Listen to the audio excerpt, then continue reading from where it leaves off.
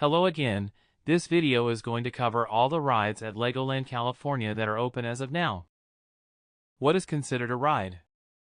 Anything under the Rides tab, so no playgrounds or Miniland. The Rides tab is sorted alphabetically, no exceptions. Also credit to SoCal Disney Dad, he's made similar videos to what I'm going to be making and I didn't give him a verbal shout out, so here it is.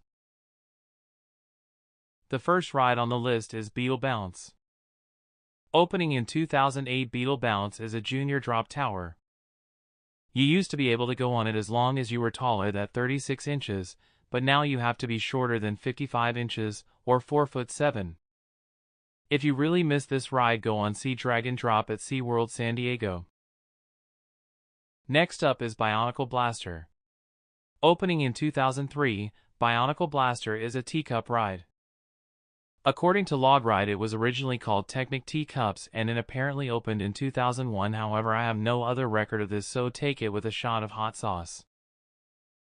Our matey, next up be Captain Cranky's Challenge. Opening in 2007, Captain Cranky's Challenge be a rockin' tug. I'm probably not gonna do the pirate speech anymore as I find it boring after one sentence. Anyways, next is Cargo Ace. Opening in 2008, Cargo Ace is a junior suspended whip. Honestly, this ride is really fun, similar to my love for Aqua Scout at SeaWorld San Diego. There isn't much to say with these kiddie rides. Okay, next up is Coast Cruise.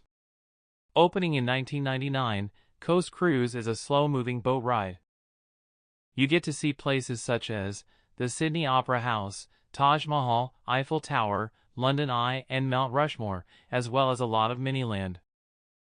I personally think this ride is a worse version of Jungle Cruise, which it basically is, however it almost always has a line, which means it's popular. The first roller coaster on the list. Coastersaurus. Opening in 2004, Coastersaurus is a green junior coaster, which is a rare color for a roller coaster. Anyways, this ride is pretty short even though you get to do the ride twice. Honestly, the quality of this ride varies between ride operators. They're nothing better than chanting, "One more time, one more time." Another coaster, next up is Dragon Coaster. Also known as the Dragon. Also known as Dragon. Anyways, the Dragon is an indoor-outdoor ride hybrid opening in 1999. The Dragon is a fun ride that succeeds because of its good theming and simple story. It's hard to tell which is better, Coastersaurus or the Dragon. They're both good in different ways. Next up is an outlier, similar to Rescue Junior at SeaWorld San Diego. This ride isn't really a ride apart from getting the longest lines in the park. Enough build-up, next is Dune Raiders. Dune Raiders is separated into two sides. The first side is the SAC slides, they're front and center and is easy to find the entrance. After that is the other slides. First you go through the main entrance, skip the SAC. And instead of going up the main stairs, go left and there you go, two slides that most likely have no wait. Next up is Duplo Little Dino Trail. Originally being Safari Trek until 2024 and being rethemed, Duplo Little Dino Trail is tied for being the youngest ride in the park.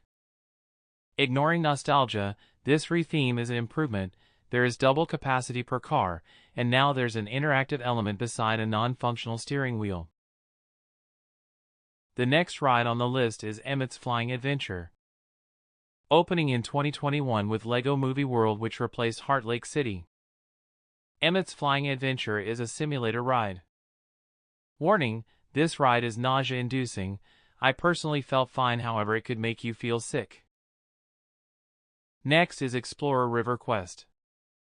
Opening in 2024, the other newest ride besides Duplo Little Dino Trail, Explorer River Quest rethemed Fairy Tale Brook, which originally opened in 1999.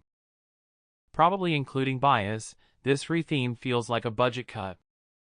Almost everything doesn't or barely moves. The structures that were there, the castle and cave, have lackluster theming and it's more boring than ever.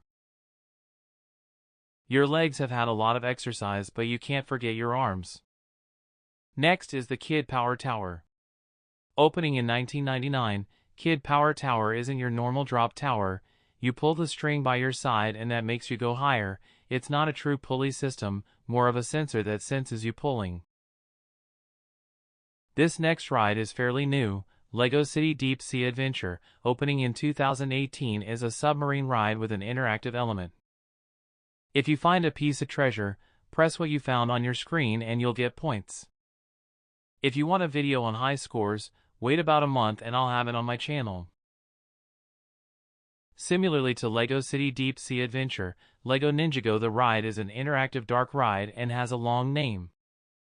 Opening in 2016, Lego Ninjago the ride is similar to Web Slings at California Adventure where you hit targets by moving your hands.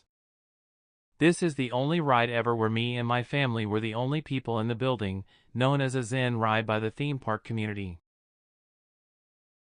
The last roller coaster on the list, Lego Technicoaster, opened in 2001 and was called Project X from around 2010 to around 2019. However, I think it got changed back earlier than that.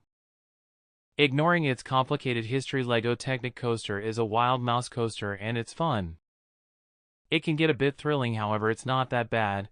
Just warm up on the other roller coasters first if you need it.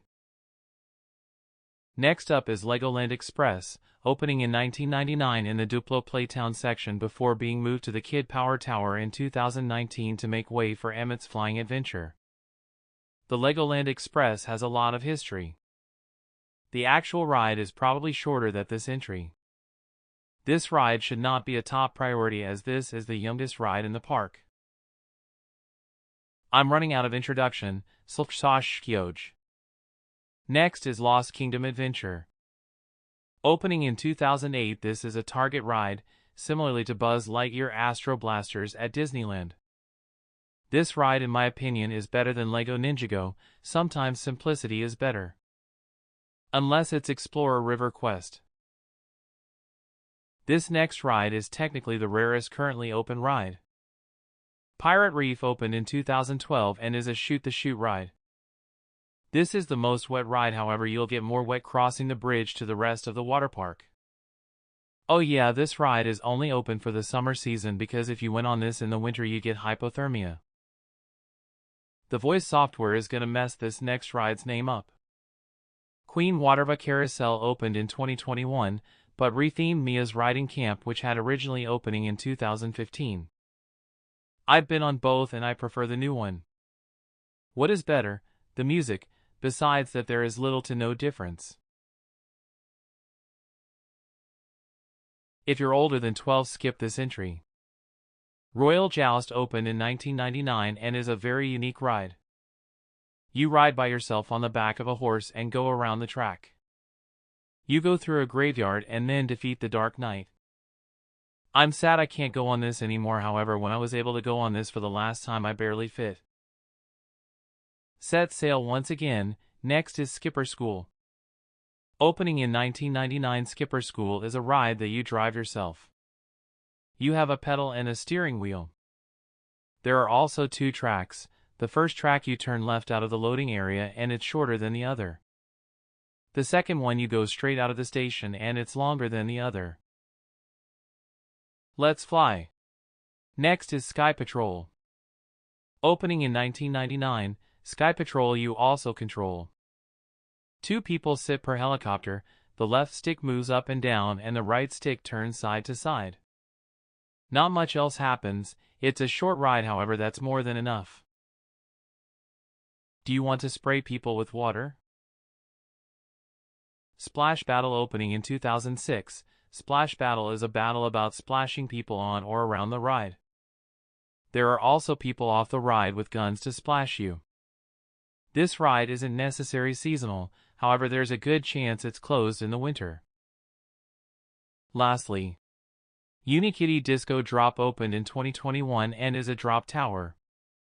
Not much to be said. It's fun but nothing revolutionary. It's newer and it's fun but not much to talk about. I hope you enjoyed this as I have other videos planned for Legoland California. See you next time.